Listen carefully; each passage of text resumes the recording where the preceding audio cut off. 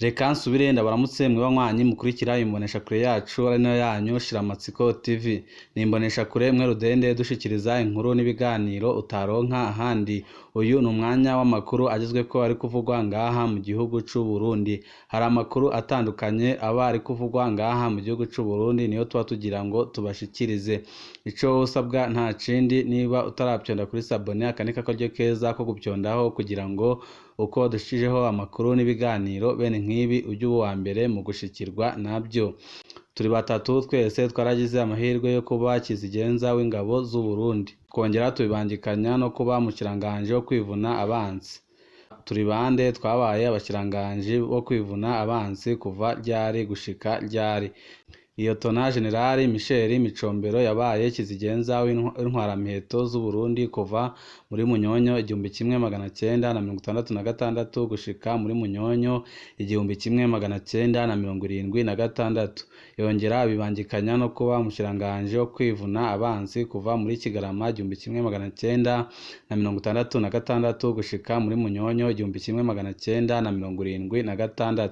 Aha kandi twokobibutsa ko yari asanzwe ajejwe ubwo bushikiranganje kuva mu 1963. Colonel Jean Baptiste Bagaza yabaye kizigenza w'intwaramiheto z'u Burundi kuva muri Munyonyo 1976 gushika muri Nyakanga 1987. Yongera abibangikanya no kuba mushiranganje wo kwivuna abansi muri ico kiringo nyine.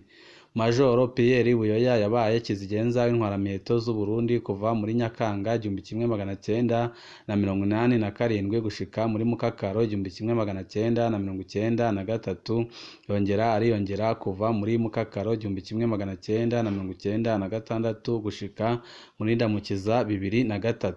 Ariko yabibangikanye no kuba mushiranganje wo kwivuna abansi kuva muri Nyakanga 1987 gushika muri Ndamukiza 1992 gusa. Aha muca mwumva ko hari ikiringo yari kizigenza w'intwaramiheto ariko atari umushiranganje wo kwivuna abansi. Ndamukiza 1992, Mukakaro 1993 hamwe na Mukakaro 1996, Ndamukiza 2003. Hari benshi batoye amazina ariko bihenze ku kiringo Perezida Buyoya yari umushiranganje wo kwivuna abansi, kandi si bo bonyine bihenda. Kuri Wikipedia no ku rubuga rw'igisirikare c'u Burundi iryo kosa bakunze kurikora. Bandika ko Majoro Pierre Buyoya yabaye umushiranganje wo kwivuna abansi kuva mu 1987 gushika mu mwaka w'1988. Sibyo na gatoya. Perezida Buyoya yabaye umushiranganje wo kwivuna abansi kuva muri Nyakanga 1987 gushika muri Ndamukiza 1992. Hano turabashiriraho abari bagize leta zibiri za nyuma aho Perezida Buyoya yarimwo nk'umushiranganje wo kwivuna abansi. Leta yashizweho muri Kidugudu 1988 na leta yo muri Ruhuhuma 1991. Abasirikare barinuba abasirikare nkabo. Icigwa dukura muri no nkuru nuko abakuru b'ibihugu b'abasirikare binuba cane abasirikare nkabo. Abarwaye Uburundi b'abasivile ntibigeze batinya gushiraho umushiranganje wo kwivuna abansi w'umusirikare. Umwami Mwambutsa yarizeye cane Kapiteni Michel Micombero na Kapiteni Antoine Serukwavu. Umwami Ntare wa gatanu Karoli Ndizewe yanagize umushirangoma wa mbere w'umusirikare, anamwongera ubushikiranganje bwo kwivuna abansi. Perezida Ndadaye yaragenye Liyetona Colonel Charles, Perezida Ntaryamira yaragenye Colonel Gedeon, Perezida Ntibantunganya yaragenye Majoro Sinzoyiheba, Perezida Ndayizeye nawe yaragenye Generali Vincent Niyongeko. Abo bose barakorana n'abashiranganje babo bo kwivuna abansi atabwoba. Ariko abakuru b'ibihugu b'abasirikare bose baratinya gukorana n'umushiranganje wo kwivuna abansi w'umusirikare. Abamusizeho nabo baguma bamucunze ko atohava abatembagaza ku butegetsi.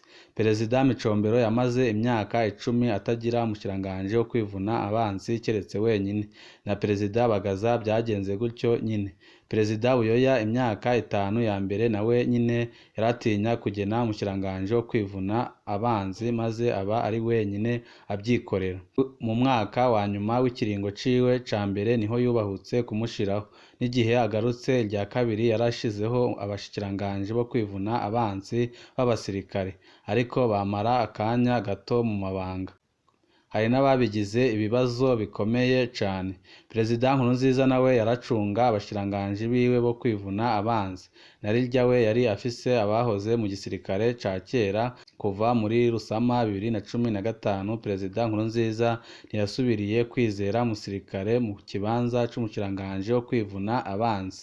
Yashimye ko hajaho umusivile co kimwe na Perezida Ndayishimiye. Amakuru adusumira ubundi yari acunzwe cane kuri Perezida Nkurunziza yari umukuru w'ibiro bikuru bya gisirikare naho bava bose muri FDD. Mu bihugu demokarasi ikomeye abasirikare ntibarekuriwe kwivanga muri politiki, ntibarekuriwe kwinjira mu mabanga ya politiki nko kuba umushikiranganji. Muri ibyo bihugu umusirikare aja muri leta mu gihe atanze imihoho canke yakukurutse mu gisirikare. Ubundi abasirikare bafatwa nk'abafundi bafise igisata cabo bajejwe co gucungera imbibi z'igihugu, bagakorera ku mategeko ya leta y'abasivili. Iwacu ho biracuritse. Abasirikare nibo bategeka byose, niyo batanditswe mu mugambwe utwara nibo by'ukuri usanga bawutegeka. Kuva mu 1966 gushika uno munsi Uburundi bwagumye butwarwa n'abasirikare keretse akanya gato cane hagati ya 1993 n'1996 hamwe no hagati ya 2003 na 2005. Mu myaka 60 Uburundi bumaze bwikukiye, imyaka 50 bwayibayemwo abarundi batwarwa n'abasirikare. Ibyo bikaba bitandukanye na demokarasi. Ikibazo abasirikare bagira binjiye mu butegetsi nuko bashaka gutwara igihugu nk'inkambi, aho umukuru w'ikambi avuga abandi bagashira mu ngiro amategeko yiwe ataguhindura. Demokarasi nayo yubakiye ku burenganzira bwo gusohora ibyiyumviro bitandukanye, mbere harimwo no kwerekana aho uwutwara yihenze. Banywanyi bacu, ayo ni amakuru twariko abateguriye ariko aravugwa ngaha mu gihugu c'u Burundi, ariko abarundi batari bake bariko barasaba ko demokarasi mu Burundi yakiganza amaze igihugu kikajya gitwarwa n'abasivile. Biraboneka ko mu Burundi igihe igihugu kigitwarwa n'abasirikare kitazigera kigira demokarasi by'ukuri. Abarundi batari bake barasaba Evariste Ndayishimiye ndetse n'abarongoye igihugu c'u Burundi ko mu gihe kizaza igihugu bajya bagiha abasivile, kubera ko biboneka ko ibihugu bitwawe n'abasivile ari byo bigira demokarasi kandi biganatera imbere.